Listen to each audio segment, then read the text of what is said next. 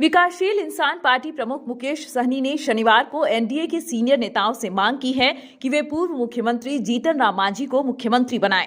इससे पहले कांग्रेस के प्रदेश अध्यक्ष अखिलेश प्रसाद सिंह ने भी जीतन राम मांझी को मुख्यमंत्री बनाने की मांग की थी। इन दो नेताओं की इस मांग के बाद बिहार में सियासी हलचलें तेज होने लगी हैं। बताते चलें कि मुकेश सहनी और जीतन राम मांझी अच्छे मित्र भी हैं। मुकेश सहनी ने कहा कि नीतीश कुमार ने इससे पहले भी मांझी को मुख्यमंत्री बनाया था। मांझी दलित समाज से आते भी हैं, राजनीति में भी उनका लंबा अनुभव रहा है। इसके साथ ही उनके पास 4 विधायक हैं। यह एक महत्वपूर्ण आंकड़ा है। यह आंकड़ा ही प्रदेश में जिसके पक्ष में खड़ा होगा, सरकार उसकी बन सकती है। सहनी ने झारखंड की चर्चा करते हुए कहा कि हमें यह नहीं भूलना चाहिए कि झारखंड में 1 विधायक वाले मधु कोड़ा मुख्यमंत्री बन चुके हैं। यहाँ तो जीतन राम मांझी के पास 4 विधायक हैं। चुनाव लड़ने के सवाल के जवाब में सहनी ने कहा कि मुजफ्फरपुर निषादों की राजधानी है, इसलिए हमारी पार्टी का यहां पर सबसे ज्यादा दावा बनता है। इसके साथ ही उन्होंने कहा कि अभी मेरा किसी के साथ कोई गठबंधन नहीं है, लेकिन हम चुनाव मैदान में किसी भी राजनीतिक दल के साथ गठबंधन करके ही चुनाव मैदान में उतरेंगे। उन्होंने कहा कि मेरी प्राथमिकता सांसद का चुनाव जीतना नहीं है, बल्कि निषादों के अधिकार उनको मिले, यह मेरी पहली प्राथमिकता है। उन्होंने आगे कहा कि मुजफ्फरपुर से एनडीए हो या इंडिया गठबंधन हो, निषाद समाज के ही प्रत्याशी चुनाव मैदान में उतारेंगे।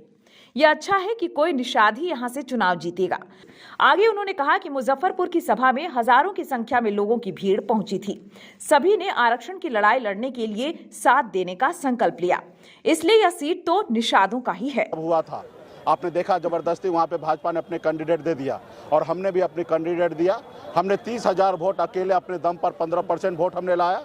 उसी जगह भाजपा वहाँ 37,000 वोट से हारा और वहीं पे महागठबंधन 37,000 वोट से वहाँ चुनाव जीता। तो आप देख सकते हो उस समय में नीतीश कुमार जी, भारतीय जनता पार्टी, मांझी जी, उपेंद्र कुशवाहा जी, चिराग पासवान जी, पारस जी, सभी लोग उस समय था। जो आज गठबंधन है वैसा ही गठबंधन था, लेकिन 37,000 वोट से हारा और 30,000 वोट निषाद समाज को जोड़ दीजिए तो 67,000 वोट हो जाता है। तो आने वाला समय में वीआईपी पार्टी एक निर्णायक वोट है और जो निषाद समाज को सम्मान देगा, जो हमारे आरक्षण की बात मानेगा दिल्ली में, उन्हीं लोगों के साथ हम लोग आने वाले समय में गठबंधन करेंगे और आने वाला समय में समाज आगे बढ़ेगा। पार्टी का झुकाव किधर होगा लोकसभा चुनाव को लेकर? अभी देखिए बातचीत हुई है अभी तक? देखिए बातचीत हमारे पास वोट है, सभी लोगों को वीआईपी पार्टी चाहिए, लेकिन हमारे अभी है कि 10-12 तारीख को अभी फ्लोर टेस्ट होगा। यहाँ पे भी बहुत सारा खेला होना है। अभी हाल फिलहाल में जो घटना हुआ इसका आप लोग कोई कल्पना नहीं किया जा सकता था कि ऐसी घटना होगा, लेकिन ऐसा घटना हुआ। आने वाला समय में 12 तारीख को भी सरकार को बहुमत साबित करना और बहुत कठिन है, क्योंकि आपस में भारतीय जनता पार्टी, जेडीयू आपस में लड़ रहे हैं। आपने देखा जब तक मुरट्ठा नहीं खुलेगा तब तक समझिए लड़ाई जारी रहेगा। मुरट्ठा खुल जाएगा तो हम मानते हैं कि लड़ाई खत्म होगा, लेकिन एक तरफ मुरट्ठा बांध के और आज भी उनका एक ही संकल्प है, जब तक नीतीश जी को हटाएंगे नहीं तब तक हम चैन से बैठेंगे नहीं। तो लड़ाई बहुत है। अभी 3 तारीख आ जाए, 9 दिन अभी देखिए, फ्लोर टेस्ट तक देखिए कि क्या होता है और एक बार ये निर्णय होने के बाद वीआईपी पार्टी निर्णय लेगी। वीआईपी अगर किसी गठबंधन के साथ जुड़ती है तो कितनी सीटें आप लोग लेना चाहेंगे? कितनी सीटों की मांग होगी? अभी हम लोग एक विचार से राजनीति करेंगे और जाहिर सी बात है गठबंधन में होगा तो हमारा इच्छा होगा मैक्सिमम सीट हम लड़े, और लेकिन एक उद्देश्य भी होगा कि हमारा उद्देश्य क्या है। तो हमारा उद्देश्य है निषाद को आरक्षण मिले, युवा को रोजगार मिले, किसान को आय दुगुनी हो, हमारा बिहार आगे बढ़े, बिहार को विशेष राज्य का दर्जा मिले।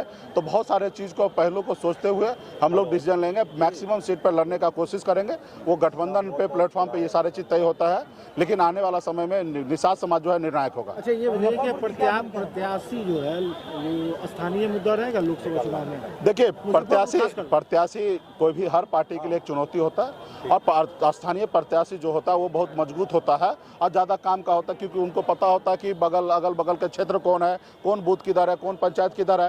तो स्थानीय कैंडिडेट हर पार्टी के लिए अच्छा होता है, लेकिन कभी कभी ऐसा समीकरण नहीं होता, आपके पास अच्छे कैंडिडेट नहीं है तो आप बाहर से ले आइए।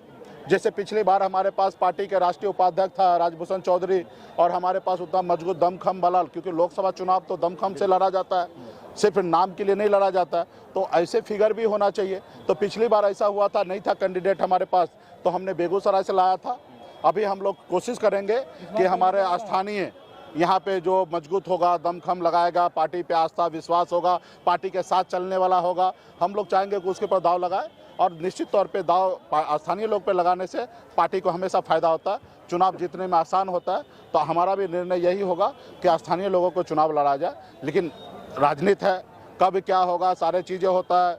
पार्टी में पहले तो लोग रहे कि हमें चुनाव लड़ना है, ये सीट वीआईपी को मिले, तो उस पर हम लोग निर्णय लिए हैं कि हमारे जितने भी वीआईपी पार्टी के नेता हैं, राज्य जिला में जितने भी निषाद समाज के गणमान्य नेता हैं, अदर पार्टी में हो, हमारे निषाद संघर्ष मोर्चा हो, सभी लोग हम लोग मिलेंगे और हम लोग सर्वसम्मति से एक अच्छे कैंडिडेट का, अच्छे लोगों का चयन करेंगे, जो सब मिलकर उसको जिताने का काम करेंगे। तो ये प्रक्रिया पे हम लोग काम करेंगे। एक आखिरी सवाल है कि क्या अगर कोई गठबंधन नहीं मिलता है या नहीं जुड़ते हैं तो अकेली लड़ेगी वीआईपी? ऐसी कोई संभावना नहीं है। धन्यवाद।